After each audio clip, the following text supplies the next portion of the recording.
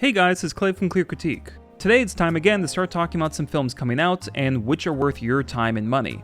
Now, January is known as the dumping ground, a trash heap where bad movies go where they face virtually no competition. But will this month be different? Here are 5 upcoming movies of January 2022. I'll be ranking each one as a watch, wait a while, or avoid. If you want to throw your own perspective ratings for these movies, comment below. Let's do this. First up is the 355, which centers on a group of diverse female assassins that is getting obliterated online. I'll say this, I don't think there's something inherently wrong with a cheesy team-up of characters from different countries. Whether you go silly or serious or in between, the main things are that your characters are interesting, the combat is well choreographed, and if possible, you bring some innovation to the table. Yeah, the 355 appears to be doing none of this. I discussed in a video why most, not all, but most, female assassin movies just aren't working. It's usually the same trio of combat not choreographed to suit certain actresses, bad plotting, and irritating smugness in the marketing. 355 is trying so hard to act cool, and it's blatantly obvious it can't back it up. All the dialogue is copy-pasted from any cheap action movie from the last decade. The use of a pop song for dramatic effect is insufferable. It's clear the character dramas will be rushed and obvious. The combat is bland, and the casting of Jessica Chastain is baffling, considering how terribly Ava was received and how poorly she fit that character.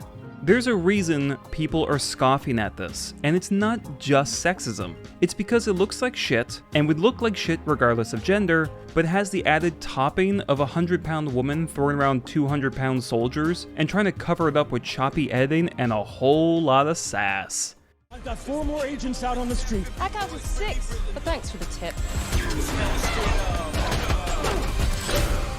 Ugh.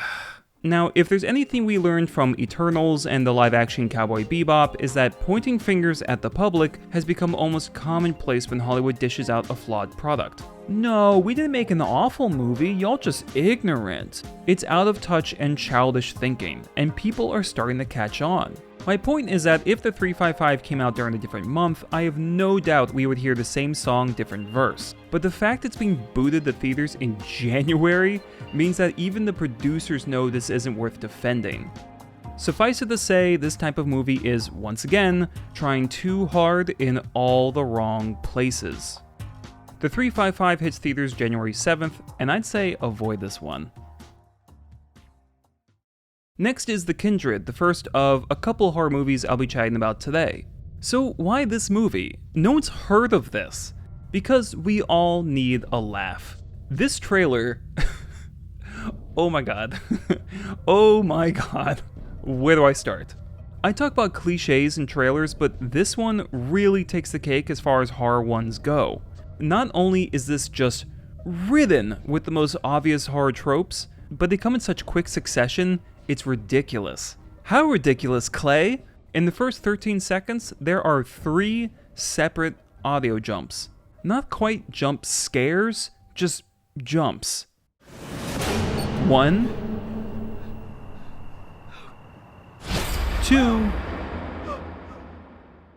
and 3. 22 seconds, black and white flashback that looks like an allergy commercial.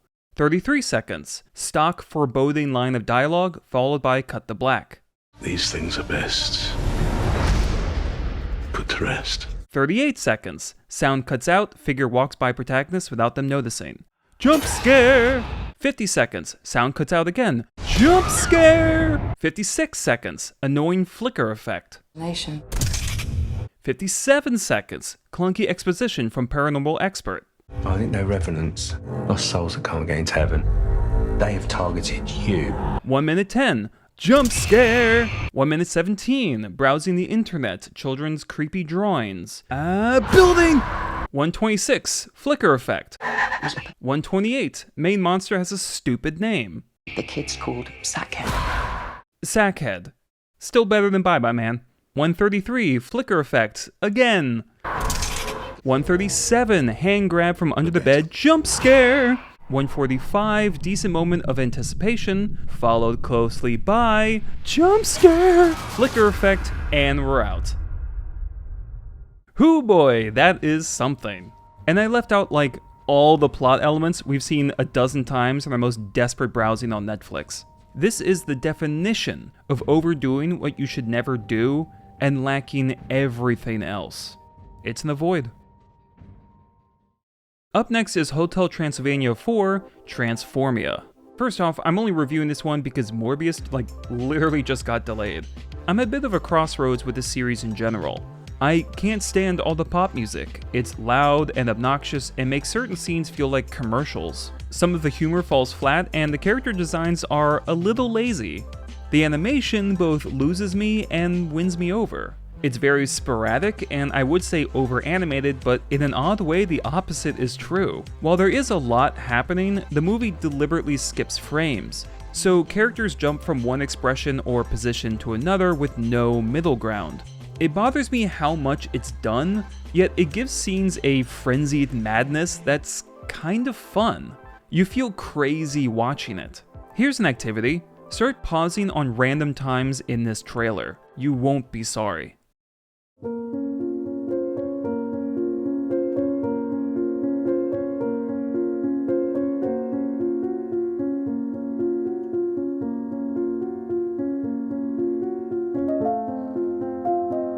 The story here is that the monsters in this series are turned human and the bumbling human character is turned monster. This leads to a slew of fish out of water jokes where Dracula has to acclimate to this new lifestyle, but you can't get much mileage out of that if you're only doing sight gags. Some work, like the werewolf who loses its fur but then gets a nice beard. I don't know, I got a kick out of that, but there's not much else to chew on. A standard journey in the tropics with a man and a surrogate son. It's up.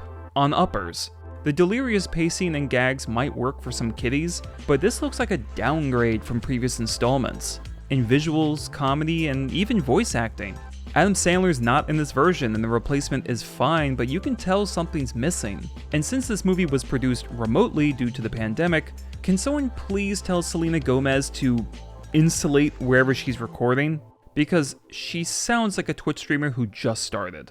Who are those guys? You don't recognize me? I literally never seen you before. Hotel Transylvania 4 comes to Amazon Prime on January 14th, and there just isn't enough here to earn any form of recommendation.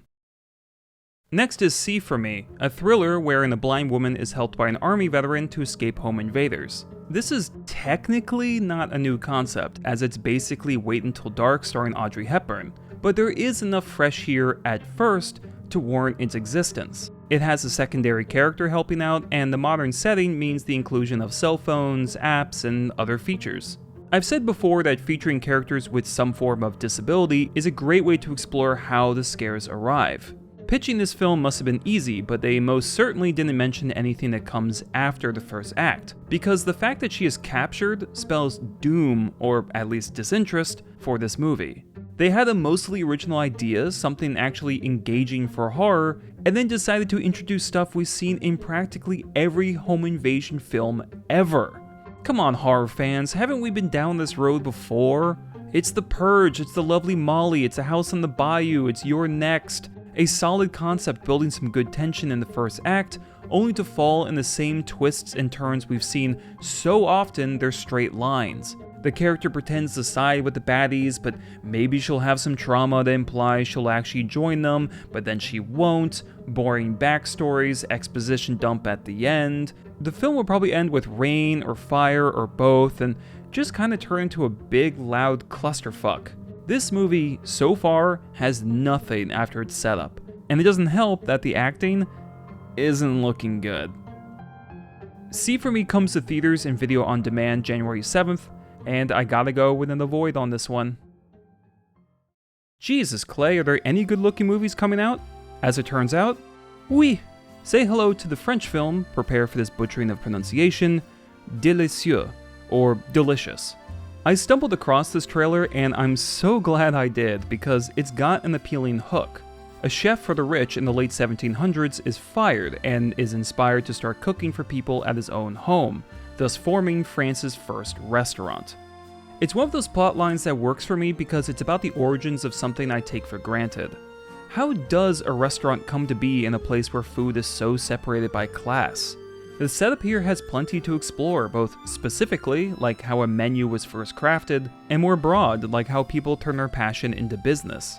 Also, since this takes place at the dawn of the French Revolution, the story, as the trailer implies, will dive even more into class separation and how a poor man selling meals to the rich may be torn between both sides.